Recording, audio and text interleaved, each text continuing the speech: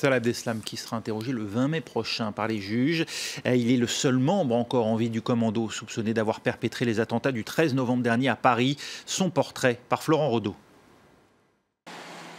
C'est dans cet hôtel de la périphérie parisienne que Salah Abdeslam aurait séjourné 2 jours avant les attentats du 13 novembre. Selon les autorités françaises, il loue dans la foulée la Renault Clio noire qui sert au transport des 3 kamikazes du Stade de France. Une fois ces 3 complices déposés, il se dirige vers le 18e arrondissement de Paris. Là, Abdeslam ne se fait pas exploser comme prévu, mais achète un téléphone et une carte SIM. Son premier coup de fil, il le passe à des amis en Belgique, à qui il demande de venir le chercher.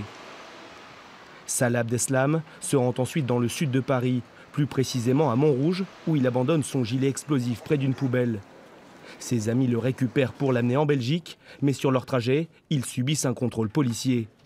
Abdeslam présente sa pièce d'identité, mais pas inquiété, il repart en direction de la Belgique. Ses amis sont arrêtés quelques heures plus tard dans la capitale belge. Salah Abdeslam, lui, vient de commencer sa cavale, qui durera en tout plus de 4 mois. Les autorités belges retrouvent finalement sa trace dans le quartier de Schaerbeek à Bruxelles, grâce à de l'ADN trouvé dans un appartement.